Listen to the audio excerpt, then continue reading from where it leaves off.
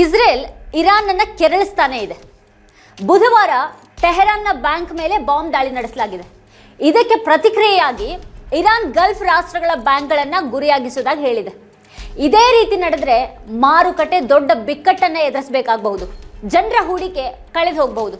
ಹಾಗೆ ಇನ್ನೊಂದು ಕಡೆಗೆ ಇರಾನ್ ಹಾರ್ಮುಜ್ ಜಲಸಂಧಿಯ ಮೇಲೆ ತನ್ನ ಹತೋಟಿಯನ್ನು ಮುಂದುವರೆಸಿದೆ. ಈ ಮಾರ್ಗವನ್ನು ನಿಯಂತ್ರಿಸುವ ಮೂಲಕ ಇರಾನ್ ಈ ಒಂದು ಸಂಘರ್ಷವನ್ನ ಜಗತ್ತಿನಾದ್ಯಂತ ಅನೇಕ ದೇಶಗಳಿಗೆ ಹರಡಿಸಿದೆ. ಈಗ ಭಾರತದಲ್ಲಿ ಗ್ಯಾಸ್ ಸಿಲಿಂಡರ್ ಬಿಕ್ಕಟ್ಟು ಉಲ್ಬಣಗೊಳ್ಳುವ ಹಾಗೆ ಕಾಣಿಸ್ತಾ ಇದೆ. ಬ್ಯಾಂಕ್ ಮೇಲೆ ದಾಳಿ ಮಾಡೋ ಮೂಲಕ ಇಸ್ರೇಲ್ ತಪ್ಪು ಮಾಡಿದೆ ಅಂತ ಇರಾನ್ ಹೇಳಿದೆ. ಈಗ ಇಡೀ ಪ್ರದೇಶದ ಆರ್ಥಿಕತೆಯ ಮೇಲೆ ದಾಳಿ ಮಾಡೋದಿಕ್ಕೆ ತಾನು ಸ್ವತಂತ್ರ ಅಂತ ಅದು ಹೇಳಿದೆ. ಬಹರೇನ್, UAE ಮತ್ತೆ ಕುವೈತ್ನ ಜನರು ಬ್ಯಾಂಕ್ಗಳ ಹತ್ತಿರ ಹೋಗಬಾರ್ದು ಅಂತ ಇರಾನ್ ಹೇಳಿಕೆಯನ್ನು ನೀಡಿದೆ. ಅಂದ್ರೆ ಈಗ ಗಲ್ಫ್ ದೇಶಗಳ ಬ್ಯಾಂಕ್ಗಳ ಮೇಲೆ ಬಾಂಬ್ ದಾಳಿ ಸಂಭವಿಸುವಂತಹ ಸಾಧ್ಯತೆ ಇದೆ. ಇದೇನಾದ್ರೂ ನಡೆದ್ರೆ ಪ್ರಪಂಚದ ಅನೇಕ ಬ್ಯಾಂಕ್ಗಳ ನಾಶ ಆಗಬಹುದು. ದುಬೈನಲ್ಲಿ ವಿಪತ್ತು ಉಂಟಾದ್ರೆ ತೈಲ ಮತ್ತೆ ಅನಿಲ ಪೂರೈಕೆ ಬಿಕ್ಕಟ್ಟು ಹೆಚ್ಚಾಗಬಹುದು. ಈಗಾಗಲೇ ತೈಲ ಮತ್ತೆ ಅನಿಲ ಪೂರೈಕೆಯಲ್ಲಿನ ಅಡಚಣೆ ವಿಶ್ವನೇ ಅಲುಗಾಡಿಸಿದೆ. ಹಾರ್ಮುಜ್ ಜಲಸಂಧಿಯಲ್ಲಿ ಹಡಗುಗಳನ್ನು ತಡೆದಿಟ್ರೆ ಇರಾನ್ ಮೇಲಿನ ದಾಳಿ ತೀವ್ರಗೊಳಿಸೋದಾಗಿ ಟ್ರಂಪ್ ಬೆದರಿಕೆಯನ್ನು ಹಾಕ್ತಾ ಇದ್ದಾರೆ.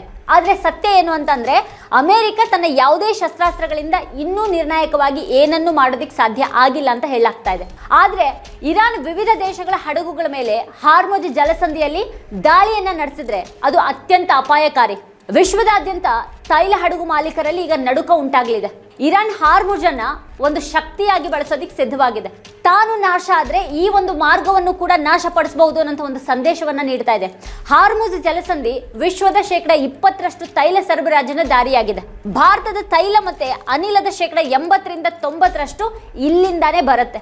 ಗಲ್ಫ್ ರಾಷ್ಟ್ರಗಳು ಈಗ ಇಸ್ರೇಲ್ ಮತ್ತೆ ಅಮೆರಿಕದ ಮೇಲೆ ಕೋಪಗೊಳ್ಳತೊಡಗಿವೆ. ಯಾಕಂತಂದ್ರೆ ದಾಳಿಯ ಆರ್ಥಿಕ ಮತ್ತೆ ಮಾನಸಿಕ ಪರಿಣಾಮ ಅವುಗಳ ಮೇಲೇನೆ ಬೀಳ್ತಾ ಇದೆ. ಹಾಗೆ ಇನ್ನೊಂದು ಕಡೆಗೆ ಅಮೆರಿಕ ಹರಡ್ತಾ ಇರುವಂತಹ ಸುಳ್ಳು ಮಾಹಿತಿಗಳು ಆಕ್ರೋಶಕ್ಕೆ ತುತ್ತಾಗಿವೆ. ಕುಸಿತಾ ಇರುವಂತಹ ಮಾರುಕಟ್ಟೆಯಲ್ಲಿ ಚೇತರಿಕೆಯನ್ನು ಮೂಡಿಸೋದಿಕ್ಕೆ ಅಮೆರಿಕದ ಅಧಿಕಾರಿಗಳು ನಕಲಿ ಸುದ್ದಿಗಳನ್ನು ಹರಡ್ತಾ ಇದ್ದಾರೆ ಅಂತ ಆರೋಪ ಮಾಡಲಾಗ್ತಾ ಇದೆ. ಇದರಿಂದ ಅಮೆರಿಕ ಬಯಸಿದ್ದನ್ನ ಮಾಡಬಹುದು, ಆದ್ರೆ ಇದರಿಂದ ಹಣದುಬ್ಬರದ ಸುನಾಮಿ ಬರುತ್ತೆ ಅಂತ ಇರಾನ್ ವಿದೇಶಾಂಗ ಸಚಿವ ಅಬ್ಬಾಸ್ ಅರಾಕ್ಚಿ ಅವರು ಹೇಳಿದ್ದಾರೆ. ಹಾರ್ಮುಜ್ ಜಲಸಂಧಿ ಎಲ್ರಿಗೂ ಶಾಂತಿ ಮತ್ತೆ ಸಾಮರಸ್ಯದ ದಾರಿಯಾಗಬಹುದು ಅಥವಾ ಉನ್ಮಾದವನ್ನು ಹರಡುವವರಿಗೆ ಸೋಲು ಮತ್ತೆ ನೋವಿನ ದಾರಿಯಾಗಬಹುದು ಅಂತ ಇರಾನ್ನ ರಾಷ್ಟ್ರೀಯ ಭದ್ರತಾ ಸಮಿತಿಯ ಕಾರ್ಯದರ್ಶಿ ಅಲಿ ಲಾರಿಜಾನಿ ಅವರು ಹೇಳಿದ್ದಾರೆ ಎನ್ನುವಂತ ವರದಿ ಇದೆ. ಇರಾನ್ ಹಾರ್ಮುಜ್ ಜಲಸಂಧಿಯನ್ನ ಒಂದು ಆಯುಧವಾಗಿ ಬಳಸೋದಿಕ್ಕೆ ಬಯಸುತ್ತೆ ಅನ್ನೋದು ಅರಾಕ್ಚಿ ಮತ್ತೆ ಲಾರಿಜಾನಿ ಅವರ ಹೇಳಿಕೆಯಿಂದ ಸ್ಪಷ್ಟ ಆಗ್ತಾ ಇದೆ. ಇರಾನ್ ಮೇಲೆ ದಾಳಿ ನಡೆದ್ರೆ ಇಡೀ ಜಗತ್ತೇ ಬೆಲೆ ತೆರಬೇಕಾಗತ್ತೆ ಅಂತ ಅವರು ಎಚ್ಚರಿಕೆಯನ್ನ ನೀಡ್ತಾ ಇದ್ದಾರೆ. ಇರಾನ್ನ ಜನರು ನಾಶ ಆದ್ರೆ ಅಥವಾ ಇರಾನ್ನ ಬ್ಯಾಂಕ್ಗಳ ಮೇಲೆ ಇಸ್ರೇಲ್ ಬಾಂಬ್ ದಾಳಿಯನ್ನ ಮಾಡಿದ್ರೆ ಪ್ರಪಂಚದಾದ್ಯಂತದ ಬ್ಯಾಂಕ್ಗಳು ನಾಶ ಆಗಬಹುದು. ಶೇರ್ ಮಾರುಕಟ್ಟೆಯಲ್ಲಿ ಲಕ್ಷಾಂತರ ಜನರ ಹಣ ನಷ್ಟ ಆಗಬಹುದು. ಪಶ್ಚಿಮ ಏಷ್ಯಾದಲ್ಲಿರುವಂತಹ ಗೂಗಲ್, ಮೈಕ್ರೋಸಾಫ್ಟ್, ಪಲಾಂಟಿರ್, IBM, ಎನ್ವಿಡಿಯಾ ಮತ್ತೆ ಒರಾಕಲ್ ಕಚೇರಿಗಳ ಮೇಲೆ ದಾಳಿ ನಡೆಸಬಹುದು ಅಂತ IRGC ಹೇಳಿಕೆಯನ್ನ ನೀಡಿದೆ. ಈ ದಾಳಿಯ ವ್ಯಾಪ್ತಿ ಹೆಚ್ಚಾದಾಗೆ ಇರಾನ್ನ ಗುರಿಗಳ ವ್ಯಾಪ್ತಿ ಕೂಡ ಹೆಚ್ಚಾಗುತ್ತೆ ಅಂತ ಎಚ್ಚರಿಕೆಯನ್ನ ನೀಡಿದೆ. ಈ ಅಮೆರಿಕನ್ ಕಂಪನಿಗಳು ಇಸ್ರೇಲ್ನೊಂದಿಗೆ ಸಂಬಂಧವನ್ನ ಹೊಂದಿವೆ ಮತ್ತೆ ಅದರ ಗುಪ್ತಚರ ವ್ಯವಸ್ಥೆಗೆ ಸಹಾಯವನ್ನ ಮಾಡುತ್ತಿವೆ ಅಂತ ಆರೋಪವನ್ನ ಮಾಡಲಾಗಿದೆ. ಹಾಗಾಗಿ ಅವು ಇರಾನ್ನ ಹೊಸ ಗುರಿಗಳಾಗಬಹುದು ಅಂತ ಹೇಳಲಾಗಿದೆ. ಟ್ರಂಪ್ ಅವರ ತಂಡ ಪ್ರತಿದಿನ ವಿಭಿನ್ನ ಹೇಳಿಕೆಗಳನ್ನು ನೀಡ್ತಾ ಇದೆ. ಇದೇ ಸಂದರ್ಭದಲ್ಲಿ ಗಲ್ಫ್ ರಾಷ್ಟ್ರಗಳಲ್ಲಿ ಭೀತಿ ಗೋಚರಿಸ್ತಾ ಇದೆ. ತೈಲ ಸಂಸ್ಕರಣಾಗಾರಗಳ ಮೇಲೆ ದಾಳಿ ನಡೆದಿದ್ದು ಬೆಂಕಿ ಹೊತ್ಕೊಂಡಿದೆ. ದುಬೈ ಸುರಕ್ಷಿತವಾಗಿದೆ ಅಂತ ಹೇಳಲಾಗ್ತಾ ಇದ್ರೂ ಪರಿಸ್ಥಿತಿ ಪ್ರತಿದಿನ ಬದಲಾಗ್ತಾ ಇದೆ. ಫೆಬ್ರವರಿ 28ರಿಂದಾನೇ ದುಬೈ ವಿಮಾನ ನಿಲ್ದಾಣ ಸರಿಯಾಗಿ ಕಾರ್ಯನಿರ್ವಹಿಸೋದಿಕ್ಕೆ ಸಾಧ್ಯ ಆಗಿಲ್ಲ ಅನ್ನುವಂಥ ವರದಿಯಾಗಿದೆ. ದುಬೈ ವಿಮಾನ ನಿಲ್ದಾಣದಲ್ಲಿ ಅಸ್ತವ್ಯಸ್ತ ವಾತಾವರಣ ಇದೆ. ಇನ್ನು ವಿಮಾನ ನಿಲ್ದಾಣದ ಮೇಲಿನ ಡ್ರೋನ್ ದಾಳಿಯಲ್ಲಿ 4 ಗಾಯಗೊಂಡಿದ್ದಾರೆ ಅನ್ನುವಂಥ ಮಾಹಿತಿ ಬಂದಿದೆ. ಮಾರ್ಚ್ 11ರ ಬೆಳಿಗ್ಗೆ ಬಹರೇನ್ನಲ್ಲಿ 4 ಸ್ಥಳಗಳಲ್ಲಿ ಸ್ಫೋಟಗಳ ಶಬ್ದ ಕೇಳಿಬಂದಿದೆ. ಗಲ್ಫ್ ರಾಷ್ಟ್ರಗಳ ಅಶಾಂತಿಯನ್ನು ನಿಭಾಯಿಸೋದಿಕ್ಕೆ ಅಮೆರಿಕಕ್ಕೆ ಸಾಧ್ಯವಾಗದೇ ಇದ್ರೂ ಇರಾನ್ನ ದಾಳಿಗಳನ್ನು ತಡೆಯೋದಿಕ್ಕೆ ಪೇಟ್ರಿಯಾಟ್ ಕ್ಷಿಪಣಿ ವ್ಯವಸ್ಥೆಯನ್ನು ಬಳಸೋದ್ರ ಬಗ್ಗೆ ಹೇಳಲಾಗ್ತಾ ಇದೆ. ಈ ಒಂದು ಕ್ಷಿಪಣಿಯ ಬೆಲೆ ಕನಿಷ್ಠ $4 ಮಿಲಿಯನ್, ಅಂದ್ರೆ ಸುಮಾರು 36 ಕೋಟಿ ರೂಪಾಯಿ. 3 ದಿನಗಳಲ್ಲಿ ಅಮೆರಿಕ 800 ಇಂಥ ಕ್ಷಿಪಣಿಗಳನ್ನ ಬಳಸಿದೆ ಅಂತ ವರದಿಯಾಗಿದೆ. ಈ ಲೆಕ್ಕಾಚಾರದ ಪ್ರಕಾರ ಸುಮಾರು 29,000 ಕೋಟಿ ರೂಪಾಯಿ ಇದಕ್ಕಾಗಿನೇ ಖರ್ಚು ಮಾಡಲಾಗಿದೆ. ರಷ್ಯಾ ವಿರುದ್ಧದ 4 ವರ್ಷಗಳ ಯುದ್ಧದ ಸಮಯದಲ್ಲಿ ಉಕ್ರೇನ್ಗೆ ಕೇವಲ 600 ಪೇಟ್ರಿಯಾಟ್ ಕ್ಷಿಪಣಿಗಳನ್ನ ನೀಡಲಾಗಿತ್ತು. ಈ ದಾಳಿಯಲ್ಲಿ 1300ಕ್ಕೂ ಹೆಚ್ಚು ಇರಾನಿ ಜನರು ಸಾವನ್ನಪ್ಪಿದ್ದಾರೆ. 32 ಆಸ್ಪತ್ರೆಗಳ ನಾಶ ಆಗಿವೆ ಮತ್ತೆ 35 ಶಾಲೆಗಳ ಮೇಲೆ ದಾಳಿ ಮಾಡಲಾಗಿದೆ. 13 ರೆಡ್ ಕ್ರಾಸ್ ಕಟ್ಟಡಗಳ ಮೇಲೂ ಕೂಡ ದಾಳಿ ನಡೆದಿದೆ. ಇರಾನ್ ಮೇಲೆ ದಾಳಿ ಮಾಡೋದಿಕ್ಕೆ ಹಿಮಾರ್ಸ್ ವ್ಯವಸ್ಥೆಯನ್ನ ಬಳಸಲಾಗಿದೆ ಅಂತ US ಸೆಂಟ್ರಲ್ ಕಮಾಂಡ್ ಟ್ವೀಟ್ ಮಾಡಿದೆ. ಇದು ಅಮೆರಿಕದಲ್ಲಿ ತಯಾರಿಸಲಾದಂತಹ ರಾಕೆಟ್ ಲಾಂಚರ್ ವ್ಯವಸ್ಥೆ ಆಗಿದೆ.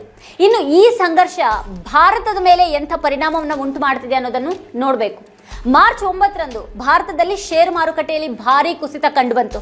ಅದಾದ ನಂತರ ಮಾರ್ಚ್ 10ರಂದು ಸೆನ್ಸೆಕ್ಸ್ ಸ್ವಲ್ಪ ಚೇತರಿಸಿಕೊಳ್ತು. ಆದರೆ ಮಾರ್ಚ್ 11ರಂದು ಮಾರುಕಟ್ಟೆ ಮತ್ತೆ ಕುಸಿತು.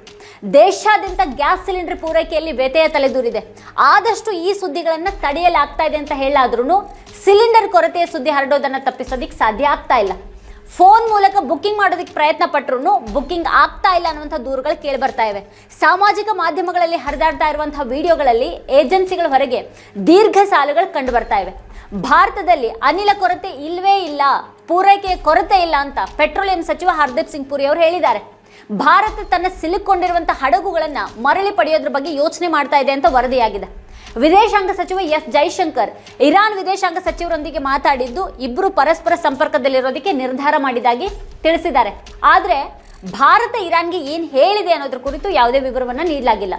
ಹಾಗೆ ಮತ್ತೊಂದು ಕಡೆಗೆ ಅಮೆರಿಕ ಭಾರತ ತನ್ನ ಮಾತನ್ನ ಕೇಳುತ್ತೆ ಅಂತ ಹೇಳಿದೆ. ರಷ್ಯಾದಿಂದ ತೈಲ ಖರೀದಿಯನ್ನ ನಿಷೇಧ ಮಾಡಿದಾಗ ಭಾರತ ಅಲ್ಲಿಂದ ಖರೀದಿ ಮಾಡಲಿಲ್ಲ.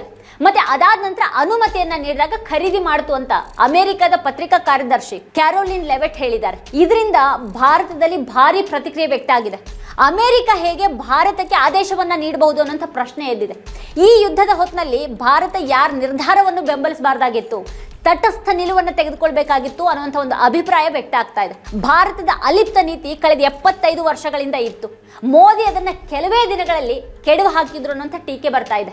ಈಗ ಗ್ಯಾಸ್ ಸಿಲಿಂಡರ್ ಅಭಾವ ತಲೆದೂರಿದ್ರು ಮೋದಿ ರ್ಯಾಲಿಗಾಗಿ ಕೇರಳಕ್ಕೆ ತೆರಳಿದ್ದಾರೆ ಅಂತ ವಿರೋಧಿಗಳು ಟೀಕೆ ಮಾಡಿದ್ದಾರೆ. ಅಮೆರಿಕದಲ್ಲೂ ಯುದ್ಧಕ್ಕೆ ವಿರೋಧ ವ್ಯಕ್ತ ಆಗ್ತಾ ಇದೆ. ಇರಾನ್ನಿಂದ ತಕ್ಷಣದ ಬೆದರಿಕೆ ಇಲ್ಲದಿದ್ರೂ ದಾಳಿ ನಡೆಸಲಾಗಿದೆ ಅಂತ ಸೆನೆಟರ್ಗಳು ಕೋಪಗೊಂಡಿದ್ದಾರೆ. ಟ್ರಂಪ್ ಬೆಂಬಲಿಗರು ಕೂಡ ಟ್ರಂಪ್ ಅವರನ್ನ ಟೀಕೆ ಮಾಡೋದಕ್ಕೆ ಪ್ರಾರಂಭ ಮಾಡಿದ್ದಾರೆ. ಈಗ ಯುದ್ಧದ ವಿರುದ್ಧ ಬಹಿರಂಗವಾಗಿಯೇ ಮಾತಾಡ್ತಾ ಇದ್ದಾರೆ.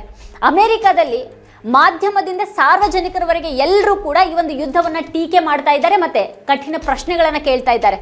ಆದರೆ ಭಾರತದಲ್ಲಿ ಮಾತ್ರ ಪರಿಸ್ಥಿತಿ ಇದಕ್ಕೆ ತದ್ವಿರುದ್ಧವಾಗಿದೆ.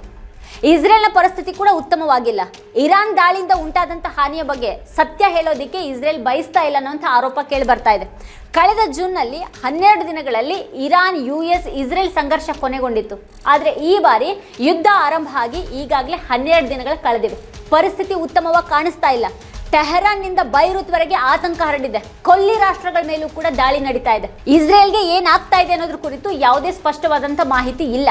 ಅಮೆರಿಕ ಹೇಳಿಕೆಗಳ ಮೂಲಕ ತೈಲ ಮಾರುಕಟ್ಟೆಯನ್ನು ನಿರ್ವಹಿಸ್ತಾ ಇದೆ ಅನ್ನೋ ಆರೋಪಗಳು ಕೂಡ ಕೇಳಿ ಬರ್ತಾ ಇವೆ. ಇನ್ನು ಜನರು ಪ್ರತಿದಿನ ಶೇರ್ ಮಾರುಕಟ್ಟೆಯಲ್ಲಿ ಆಟ ಆಡ್ತಾ ಇದ್ದಾರೆ. ಯುದ್ಧ ನಡೀತಾ ಇರುವಾಗ ಜನಸಾಮಾನ್ಯರ ಜೀವಕ್ಕೂ ಕೂಡ ಬೆಲೆ ಇಲ್ಲದಾಗಿದೆ. ಶಾಂತಿ ಮತ್ತೆ ಸುವ್ಯವಸ್ಥೆ ಹೆಸರಿನಲ್ಲಿ ಬಾಂಬ್ಗಳನ್ನು ಬೀಳಿಸುವಂಥ ಕ್ರೌರ್ಯ ಮುಂದುವರೆದಿದೆ. ವೀಕ್ಷಕರೇ, ಕುರಿತು ನಿಮ್ಗೇನು ಅನ್ಸುತ್ತೆ, ಏನು ಅಭಿಪ್ರಾಯ ಇದೆ ಅದನ್ನ ವಿಡಿಯೋ ಕೆಳಗಡೆ ಕಮೆಂಟ್ ಮಾಡಿ ನಮಗೆ ತಿಳಿಸಿ. ಇದೇ ಹೊತ್ತಿನ ಸ್ಪೆಷಲ್ ನೋಡ್ತಾ ಇರಿ ವಾರ್ತಾಭಾರತಿ. ನೀವಿನ್ನು ವಾರ್ತಾಭಾರತಿ ಯೂಟ್ಯೂಬ್ ಚಾನೆಲ್ ಅನ್ನು ಸಬ್ಸ್ಕ್ರೈಬ್ ಮಾಡಿಲ್ಲ ಅನ್ನೋದಾದ್ರೆ ಈ ಕೂಡಲೇ ಸಬ್ಸ್ಕ್ರೈಬ್ ಮಾಡಿ, ಹಾಗೆ ಪಕ್ಕದಲ್ಲೇ ಇರುವಂತಹ ಬೆಲ್ ಐಕಾನ್ ಪ್ರೆಸ್ ಮಾಡಿ ನಮ್ಮನ್ನ ಪ್ರೋತ್ಸಾಹಿಸಿ. ನಮ್ಮ ಕಾರ್ಯಕ್ರಮಗಳನ್ನ ನೀವು ನೋಡ್ತಾ ಇದ್ರೆ ನಮ್ಮ ಚಾನೆಲ್ ಅನ್ನ ಸಬ್ಸ್ಕ್ರೈಬ್ ಮಾಡಿ, ಪಕ್ಕದ ಬೆಲ್ ಐಕಾನ್ ಒತ್ತಿ ನಮ್ಮನ್ನ ಬೆಂಬಲಿಸಿ.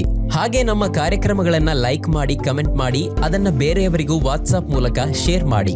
ನೀವು ಹೀಗೆ ಮಾಡಿದಾಗ ನಮ್ಮ ಚಾನೆಲ್ ಇನ್ನಷ್ಟು ಮತ್ತಷ್ಟು ಜನರಿಗೆ ತಲುಪಲು ನೀವು ನಮ್ಮೊಂದಿಗೆ ಸಹಕರಿಸಿದ ಹಾಗಾಗುತ್ತೆ. ಇದು ನೀವು ಯಾವುದೇ ಖರ್ಚಿಲ್ಲದೆ ಕೆಲವೇ ಸೆಕೆಂಡುಗಳಲ್ಲಿ ನೀಡಬಹುದಾದ ಸಹಕಾರ. ಧನ್ಯವಾದಗಳು.